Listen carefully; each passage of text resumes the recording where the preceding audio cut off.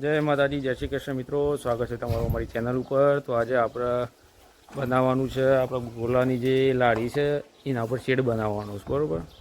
તો મને એ બતાવી દઉં। જો આ રીતના કંઈક સ્ટ્રક્ચર બનાવવાનું છે અને મારે ફેજાનભાઈ આવી ગયા છે।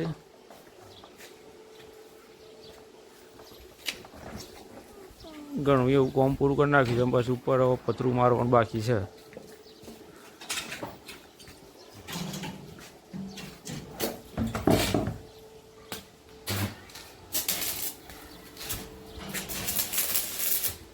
પછી તૈયાર થાય એટલે પછી બતાવું તમને બધાનું।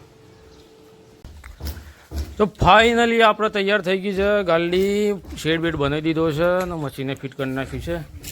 આ રીતનું કમ્પ્લીટ તૈયાર કરી નાખ્યું છે, બરાબર છે। હવે ખાલી કલર કરવાનું બાકી છે, કલર કરી નાખીએ પછી ફોટો પાડીને બતાવીએ।